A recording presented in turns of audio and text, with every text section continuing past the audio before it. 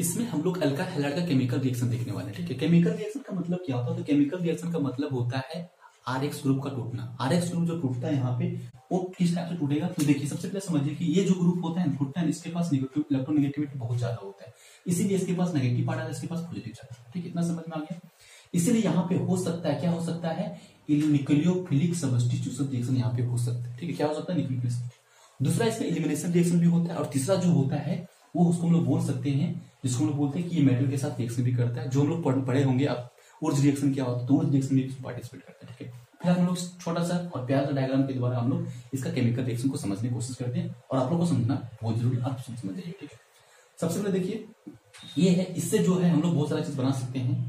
क्या क्या बना सकते हैं? तो हम लोग देखिए ईथर बना सकते हैं, एमीन बना सकते हैं, अल्कोहल, एल्कीन और एल्केन ग्रुप को भी बना सकते हैं। ठीक है, समझिए इसको। जैसे देखिए, इसके पास नेगेटिव पार्ट है ना, और ये जो है क्या है? सोडियम एलोक्साइड ग्रुप है। ठीक है, इस सोडियम एलोक्साइड ग्रुप अगर तोड़ेंगे तो इसके पास पॉजिटिव चार्ज आ जाएगा, इसके और ये दोनों के पास नेगेटिव पार्ट आ जाएगा। ठीक है, तो ये पॉजिटिव नेगेटिव अट्रैक्शन करेगा, तो यहाँ से ये रिएक्शन करके और ये आर ग्रुप ये बनाया, जिसको हम बोलेंगे इथर ग्रुप बना दिया। ठीक है, इतना समझ में आ गया। दूसरा पार्ट भी एमीन ग्रुप है, तो इसमें जो रिएक्शन होता है NH2 ग्रुप इस तरह से टूटता है। ठीक है, इसके पास पॉजिटिव, इसके पास नेगेटिव, तो इस पॉजिटिव वाला पार्ट जो इससे रिएक्शन करता है, HH ग्रुप यहाँ से निकल देता है, और ये R और NH2 ग्रुप रिएक्शन करके यहाँ से अल्काइल एमीन बनाता है। ठीक है, इतना समझ में आ गया।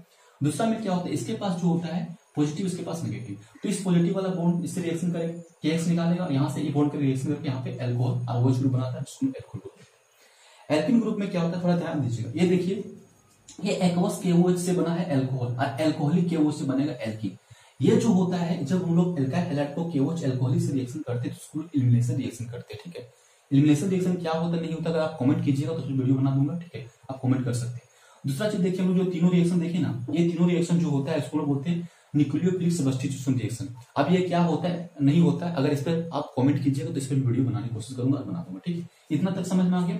दो चीज देखिए थोड़ा सा, अगर इस RX ग्रुप को हम लोग सोडियम ईथर से रिएक्शन करते हैं, जिसको हम लोग बोलते हैं उर्ज रिएक्शन, तो यहाँ पे क्या बनता है? एल्कीन ग्रुप बनता है। और इसी को अगर हम लोग AgNO2 रिएक्शन करते हैं सिल्वर नाइट्राइड से, तो ये क्या बनता है? ये नाइट्रो ग्रुप बनता है, यानी अल्काइल नाइट्रो ग्रुप बन जाता है। ठीक है, तो इस तरह से जो है इस केमिकल रिएक्शन होता है किसका? अल्काइल हैलाइड को इस टाइप से होने वाला है। ठीक है, अब ये जो होता है एग्जाम में बहुत इंपॉर्टेंट, एग्जाम में इस टाइप से क्वेश्चन पूछ सकता है कि प्रोपाइल क्लोराइड से हमको प्रोपाइल अल्कोहल बनाना, तो किस टाइप से बनेगा? तो आराम से इसको अगर डायग्राम को समझ जाइएगा और डायग्राम को अगर रिमेंबर कर लीजिएगा, याद कर लीजिएगा, तो आराम से इसको आप बना सकते हैं। ठीक है, तो आई होप लोग समझ में आया होगा। इस टॉपिक रिलेटेड अगर आपको कोई भी डाउट इंक्वायरी होगा तो आप मेरे को कमेंट कर सकते हैं।